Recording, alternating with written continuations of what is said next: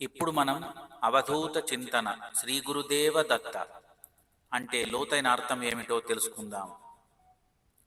ఈ మంత్రం శ్రీ దత్తాత్రేయ స్వామిని ఉద్దేశించి చేసే ఒక అత్యంత శక్తివంతమైన పవిత్రమైన మంత్రం. దీన్ని దత్త సాంప్రదాయంలో ఉన్నవాళ్లు పరమ పవిత్రంగా స్మరిస్తారు. ముందుగా తెలుసుకోవాల్సింది అవధూత ఎవరు?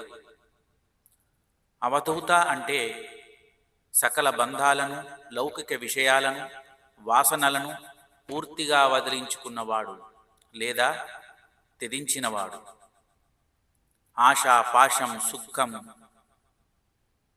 దుఃఖం, మంచి చెడులకు అతీతంగా కేవలం ఆత్మస్వరూపంలో నిరంతర బ్రహ్మానందంలో జీవించే మహాయోగి, జ్ఞాని. వారు సామాజిక కట్టుబాట్లకు, శాస్త్ర నియమాలకు కూడా అతీతులు. శ్రీ దత్తాత్రేయ స్వామిని ఆది అవధూత అంటే మొట్టమొదటి అవధూత మరియు అవధూతలకు చక్రవర్తిగా భావిస్తారు. చింతన అంటే లోతైన ధ్యానం, మననం చేయడం, నిరంతరం స్మరించడం లేదా ఏకాగ్రతతో ఆలోచించడం అనే అర్థం వస్తుంది. శ్రీ అంటే ఏంటి? శ్రీ అనేది ఒక గౌరవ సూచకం, పూజ్యనీయమైన, శుభప్రదమైన, దైవికమైన, మంగళకరమైన అని అర్థం. లక్ష్మీదేవికి కూడా ఇది ఒక పేరు. ఇక్కడ దైవత్వాన్ని, గురుతత్వాన్ని గౌరవించడానికి వాడబడింది. గురు అంటే అర్థం ఏమిటి? గు అంటే అంధకారం, అజ్ఞానం. రు అంటే తొలగించేవాడు.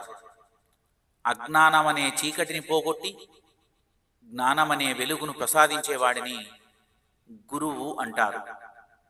దత్తాత్రేయ స్వామిని జగద్గురువుగా, పరమ గురువుగా కొలుస్తారు. ఆయనే మనకు ఆధ్యాత్మిక మార్గదర్శి. మన తల్లిదండ్రులు మరియు మనకు పాఠాలు చెప్పిన వారు కూడా జ్ఞానం ఇచ్చిన వారే. వారు కూడా గురువులే. దేవా అంటే అర్థం ఏమిటి? దేవుడు, దైవం లేదా పరమాత్మ అని అర్థం. దత్త అంటే అర్థం ఏమిటి? దత్త అంటే ఇవ్వబడినవాడు.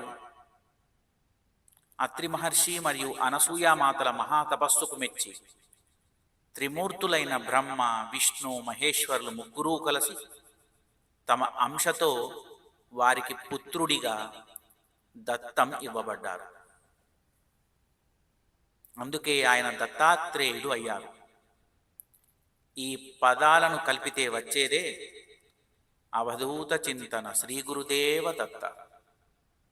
దీని మొత్తం అర్థంలోని భావం ఇలా ఉంటుంది: అవధూత అయిన, పూజ్యనీయమైన గురువైన, దేవుడైన శ్రీ దత్తాత్రేయ స్వామిని నేను నిరంతరం చింతిస్తున్నాను, కొలుస్తున్నాను, నా మనస్సులో హృదయపూర్వకంగా స్మరిస్తున్నాను అని అర్థం. ధన్యవాదములు. జయ గురుదేవ దత్త.